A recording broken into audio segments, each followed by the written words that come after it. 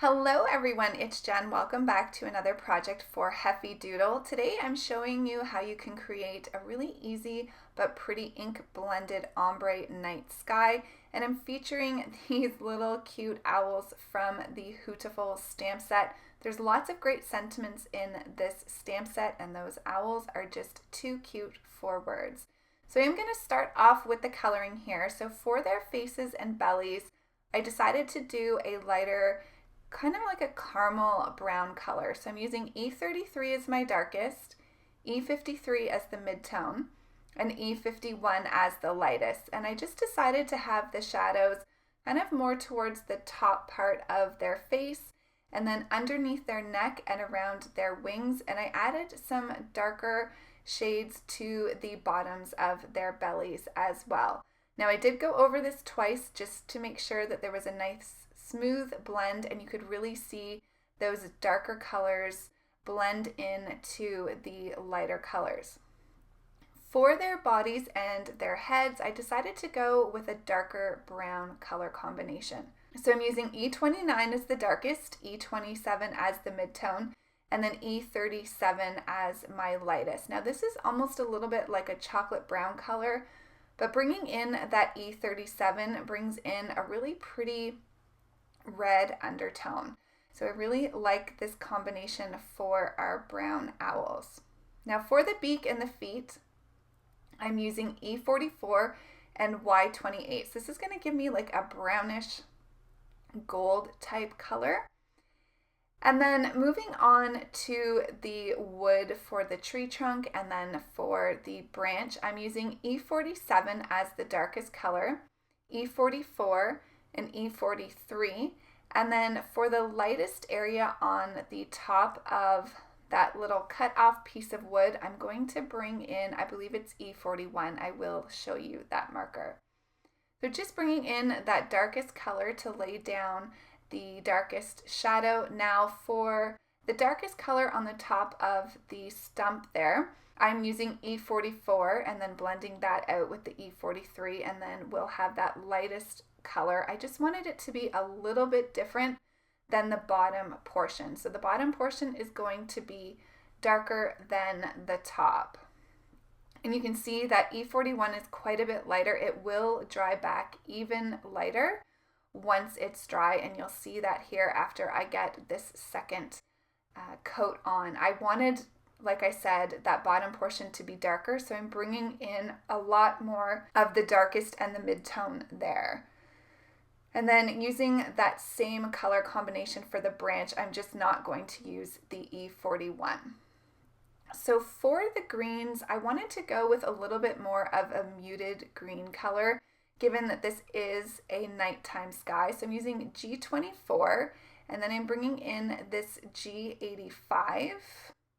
And you can see that gives me that little bit of a more olivey green almost. And then for the lightest, I'm using BG93. So it's technically a blue-green color, but it matches really well with that G85.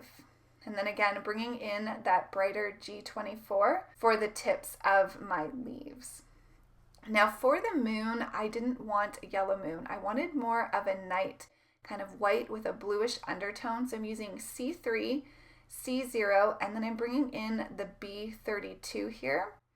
And I'm going to blend that back out with the C0 and then use my colorless blender. And that's going to give me a really nice, almost like a whitish blue moon. And then I'm just going to use my colorless blender here to fix up where I went out of the lines. Okay, so I'm making a slimline card today, and like I mentioned, I'm going to do an ombre night sky. So for my lightest color, I'm using Distress Oxide in Tumbled Glass, and then I'm going to use Salty Ocean as my mid-tone. And I colored a lot of the bottom panel here with the lightest color just so I could get a smooth blend between the Tumbled Glass and the Salty Ocean. I am using Bristol Smooth cardstock. This is the easiest cardstock to blend on, whether you're using the Distress Oxides or the regular Distress inks. And I just have a piece of scrap paper there underneath my fingers so I don't get any fingerprints in my ink blending. So I'm just working those two colors together. I am going to bring in a couple of darker colors here next, but I want the lightest color to the bottom, almost like the moon is casting a glow from the bottom, the earth, up into the sky. So for my darkest colors, I'm using chipped sapphire, and so I'm going to add that to the top of my card panel here. And this is cut to a slimline size of 3.5 by 8.5. And then I can go ahead and add this to a card base at the same width. So I'm also going to bring in my black soot just to really darken this up. So I want there to be that darkest color at the very top, and I'm bringing that down slowly, and then I'm going to blend that chipped sapphire back in. And I left all the ink blending in so you can see that it's okay if you need to go over it a few times to get that blend that you're looking for. So now that I have this done, I'm going to bring that salty ocean kind of mid-tone color back in here, and I'm going to blend that into the chipped sapphire. So you can see how much of the tumbled glass is actually getting covered as I work my way through the ink blending. And then again, I'll bring that tumbled glass back. So once I get my background done, the next step will be to put the card together. And I recently saw a post on a Facebook group where someone asked if you do the embossing first or second when you have an ink blended background. So I'll talk about that a little bit. Typically, I like to do my heat embossing after I've done the ink blending, and that's usually just because I want to make sure that I like how the ink blended background turns out before I move forward with the card. But you do have to let this ink dry before you do some heat embossing. So I would say if you don't have the patience to let your ink dry, then go ahead and do your ink embossing or your heat embossing first, and then you can bring the inks, the distress oxides, right over top of that. And then you simply just want to take a dry cloth and wipe off the ink that's on top of your heat embossing. So I'm going to go ahead with my embossing now. So I'm using Versamark. This is a really sticky ink that the embossing powder will stick to. And I'm using 2 of the stars in the stamp set. So one's a little bit bigger, and then there's a smaller one. And I'm just placing this all over my background. I am turning my stamp block as I do this, so the patterns don't look exactly the same. And then I'm taking that littlest star and I'm just going to add that to some of the clusters so that there's clusters of 3, and then also just randomly kind of putting that smaller star on the background. You do have quite a bit of time before the Versamark ink will dry. So I have everything done, and then I'm going to be using the Wow Metallic Silver Sparkle Embossing Powder, and this stuff is so gorgeous. It's so glittery. I'm just going to pour that over top of a coffee filter.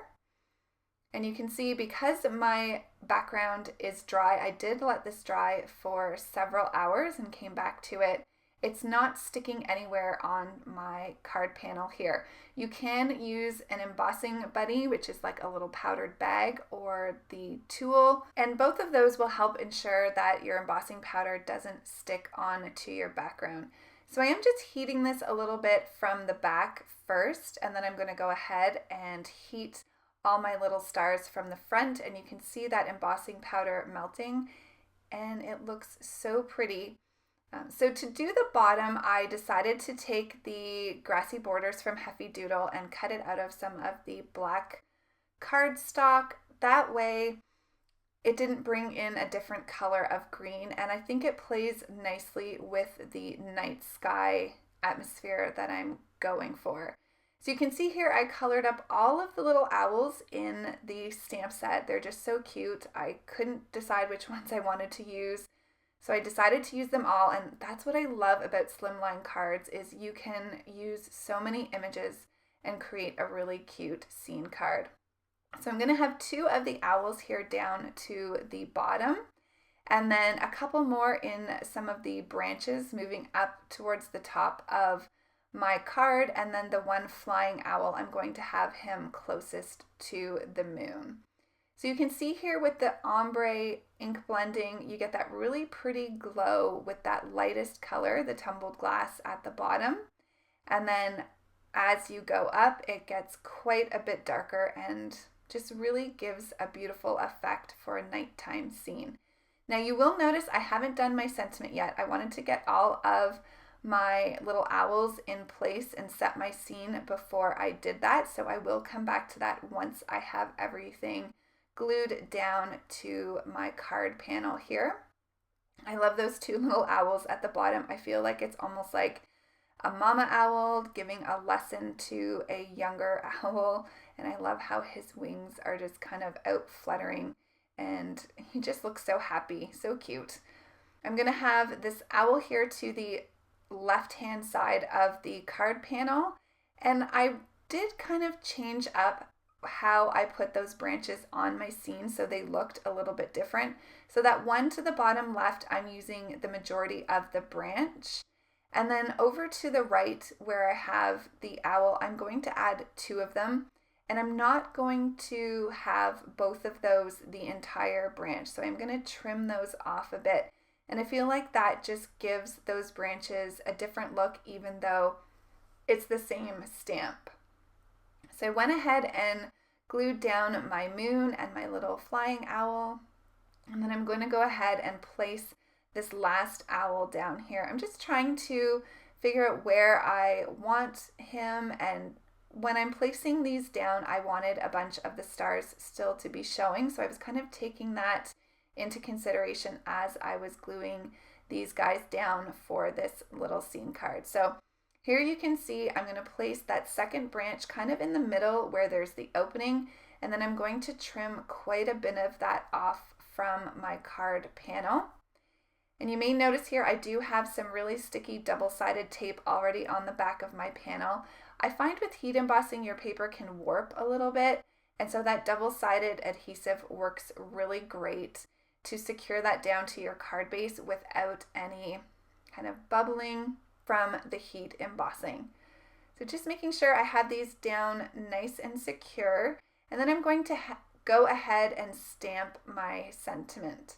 So I am going to cut this sentiment here. I just kind of fold my stamp down where I want to make the cut line and then use my scissors. I know a lot of people don't like cutting their stamps, but I think if you're going to get more use out of them by cutting them, if it makes it easier for you, go ahead. You can butt them back up together and they will fit perfectly just like they were before you trim them. So I'm actually using two of these sentiments from the stamp set, and I'm going to heat emboss these again with that Wow Metallic Silver Sparkle so that it matches the stars. I think this would have looked nice in a white embossing powder as well, but I wanted to keep things consistent. So I am just using my Versamark ink here again. I stamped this twice just to ensure that I had a good impression with all of the letters in the sentiment, and I'm going to drop my glitter here. So this is why it's always good to work over a coffee filter or a piece of paper, because it caught all of that embossing powder that spilled out when I dropped it. But anyways, all was saved, which made me happy. So now you can see the sentiment come to life. So it says, I thank my lucky stars.